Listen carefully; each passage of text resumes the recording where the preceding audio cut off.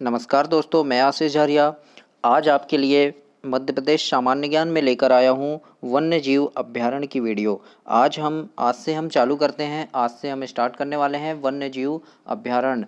तो आज हम देखेंगे मध्य प्रदेश के जितने भी वन्य जीव अभयारण्य हैं, धीरे धीरे सारे वन्य जीव अभयारण्य के बारे में हम पढ़ेंगे और विस्तार से उनके बारे में जानेंगे कि कौन सा वन्य जीव अभयारण्य कहाँ पर है और कौन से पक्षी के लिए संरक्षित किया गया है या कौन से पशु के लिए संरक्षित किया गया है। ये सारी जानकारी हम धीरे धीरे देखेंगे। तो आज से हम चालू करते हैं मध्य प्रदेश के प्रमुख वन्य जीव अभयारण्य। तो वन्य जीव अभयारण्य चालू करने से पहले मैं आपको ये बताना चाहूँगा कि वन्यजीव अभयारण्य क्या होते हैं, है ना।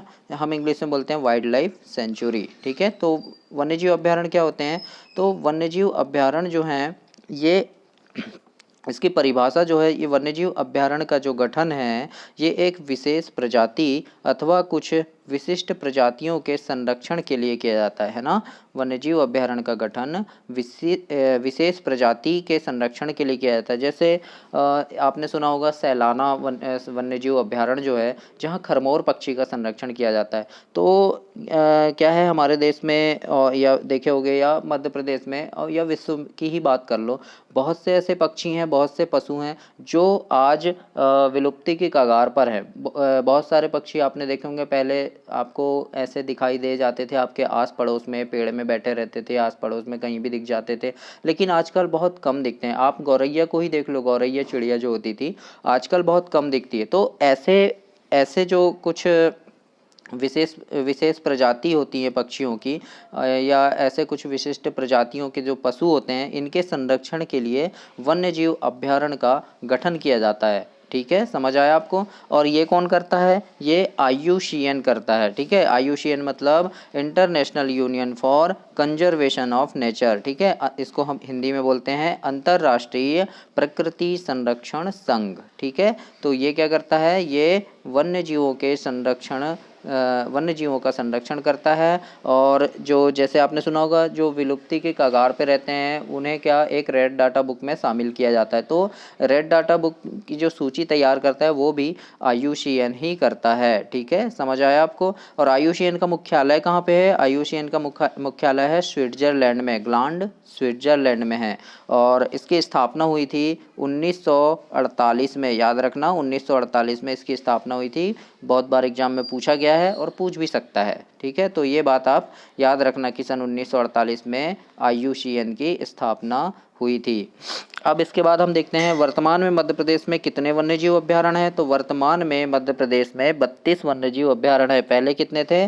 पहले 31 थे, 31, लेकिन अब हो गए हैं 32। याद रखना, पहले की बुक में 31 ही है, लेकिन अब करंट की न्यूज़ है, अभी फ़िलहाल में 32 वन्यजीव अभयारण्य है मध्य प्रदेश में। ठीक है, इसके बाद नेक्स्ट देखते हैं वन्यजीव अभयारण्य घनत्व में अंडमान निकोबार जो है वो प्रथम स्थान पर है। कौन? अंडमान निकोबार वन्यजीव अभयारण्य घनत्व में प्रथम स्थान पर है। तो जैसे वन्यजीव घनत्व आपके समझ नहीं आया, देखो जैसे क्या होता है, ये मध्य प्रदेश है तो मध्य प्रदेश में कितने वन्यजीव अभयारण्य हैं? 32 हैं, 1 2 3 4 ऐसे ऐसे करके बहुत सारे 32 हैं। ठीक है, तो और क्या हुआ, ये है अंडमान निकोबार, छोटा है लेकिन यहाँ पे क्या हुआ, कम है, लेकिन फिर भी क्या है, सघन है, घने हैं, पास पास में है। इसीलिए यहाँ पे बताया गया है कि वन्यजीव अभयारण्य के घनत्व में अंडमान निकोबार प्रथम स्थान पर है। और मध्य प्रदेश में कितने हैं? मध्य प्रदेश में 32 वन्यजीव अभयारण्य हैं। ठीक है, समझ आया आपको यहाँ तक। इसके बाद हम आगे देखते हैं। तो सबसे पहले हम पढ़ते हैं नौरादेही अभयारण्य के बारे में। देखो नौरादेही अभयारण्य की ये स्लाइड देखो, यहाँ पे कितने अच्छे से सूर्यास्त हो रहा है, देखो क्या नज़ारा है। आप लोग भी जाइएगा कभी, है ना, तो जाना कभी घूम के आना। देखो पढ़ते हैं अब आगे हम इसमें नौरादेही अभयारण्य के बारे में। तो नौरादेही अभयारण्य कहाँ पर है? ये है सागर जिले में, मध्य प्रदेश में सागर जिले में है। ठीक है, और ये मध्य प्रदेश का सबसे बड़ा वन्यजीव अभयारण्य है। कौन सा? नौरादेही अभयारण्य, है ना। और इसे मध्य प्रदेश का स्विट्जरलैंड भी कहते हैं, याद रखना, प्रश्न पूछा गया है कई बार। और पूछ भी सकता है, आपके किसी भी एग्जाम में पूछ सकता है कि मध्य प्रदेश का स्विट्जरलैंड किस राष्ट्रीय अभ्यारण्य को कहते हैं, तो आपको बताना होगा, पता होना चाहिए। नौरादेही अभ्यारण्य को मध्य प्रदेश का स्विट्जरलैंड कहा जाता है। ठीक है, इसकी स्थापना कब हुई? 1975 में हुई और इसका क्षेत्रफल जो है 1197 वर्ग किलोमीटर है। कितना है? 1197 वर्ग किलोमीटर है। ठीक है, नेक्स्ट पॉइंट है इसमें, वर्ष 2018 में नौरादेही में कान्हा राष्ट्रीय उद्यान से बाघ लाकर पुनर्वासित करने की योजना चल रही है। किस राष्ट्रीय उद्यान से? कान्हा राष्ट्रीय उद्यान से। और कब से चल रही है? 2018 से चल रही है। ठीक है ना, समझ आया? इसके बाद नेक्स्ट देखते हैं, इसका क्षेत्र जो है सागर के अतिरिक्त दमोह नरसिंहपुर जिले में भी विस्तृत है। किसका क्षेत्र?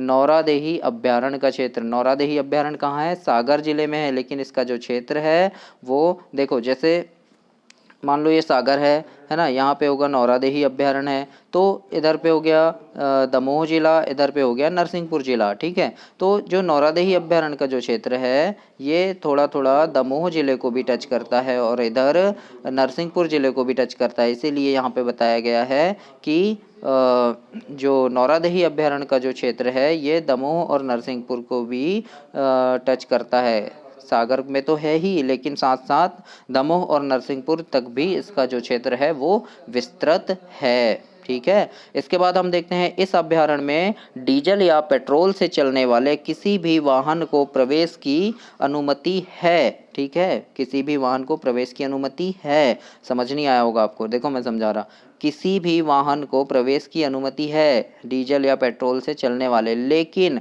उसमें एक शर्त है। शर्त कैसी? कि वह 5 वर्ष से अधिक पुराना ना हो। ठीक है, 5 वर्ष यानी एकदम न्यू होने चाहिए, ज़्यादा पुराने नहीं होने चाहिए। जो सफारी चलती है ना, आपने देखे होंगे वन्यजीव अभ्यारण्य में या राष्ट्रीय उद्यानों में जो बहुत से जो गाड़ियाँ चलती है वो कैसी होनी चाहिए? न्यू होनी चाहिए, और ज़्यादा से ज़्यादा 5 साल, 5 वर्ष से पुराना हो तो उन्हें निकाल दिया जाता है, उन्हें प्रवेश की अनुमति नहीं है। ठीक है, इसके बाद हम देखते हैं, इस अभ्यारण्य में अफ्रीकी चीते को पुनर्वासित करने की योजना चल रही है। कौन से चीते को?